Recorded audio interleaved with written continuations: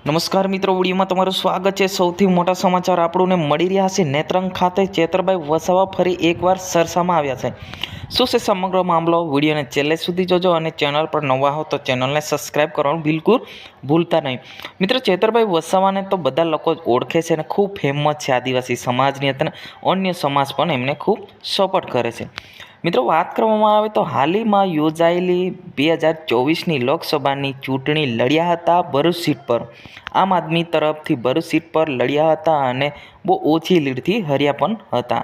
મનસુખભાઈ વસાવા સામે ચેતરભાઈ વસાવા હાર્યા હતા। મિત્રો, વાત કરવામાં આવે તો ચેતરભાઈ વસાવા દરેક મુદ્દા પર પ્રશ્નો ઉઠાવતા હોય છે। ગમે તે સરકાર વિરુદ્ધ હોય તો પણ મુદ્દા ઉઠાવતા હોય છે। એવી જ ઘટના સામે આવી છે। નેત્રંગ આરોગ્ય કેન્દ્રની મુલાકાત લીધી હતી। ત્યાં આગળ પૂરતો સ્ટાફ નથી, પૂરતા ડૉક્ટરો નથી। આને લઈને ચર્ચામાં થયા છે। તાત્કાલિક સ્ટાફ મૂકવામાં આવે અને પૂરતા ડૉક્ટરો આવે, આ રીતના રજૂઆત કરી હતી। ચેતરભાઈ વસાવા આમ આદમી પાર્ટીના હાલ ડેડિયાપાડાના ધારાસભ્યો છે। મિત્રો, વાત કરવામાં આવે ત્યાં જોવા જઈએ તો ત્યાં આગળ આદિવાસી વિસ્તાર ધરાવે છે। ત્યાં આગળ પૂરતા ડૉક્ટરો નથી ને પૂરતી સારવાર નથી મળી રહી, લોકોને પૂરતી દવા પણ નથી મળી રહી। આને લઈને ફરી ચેતરભાઈ વસાવા ચર્ચામાં છે કે પૂરતા ડૉક્ટરો મૂકવામાં આવે, પૂરતો સ્ટાફ મૂકવામાં આવે। આને લઈને રજૂઆત સરકારને કરી હતી।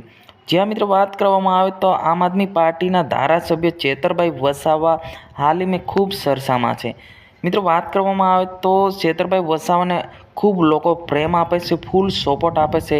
આટલી નાની ઉંમરમાં ફેમસ થયેલા આમ આદમી પાર્ટીના ચેતરભાઈ વસાવા ફરી હોબાળો મચાવી દીધો છે નેત્રંગ આરોગ્ય કેન્દ્રમાં।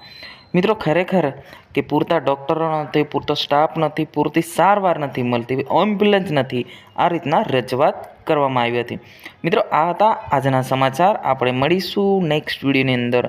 હજુ સુધી અમારી ચેનલને સબસ્ક્રાઈબ ના કરી તો સબસ્ક્રાઈબ કરવાનું બિલકુલ ભૂલતા નહીં। તો આ વિડીયોની અંદર બસ આટલું જ। જય હિન્દ, જય ભારત।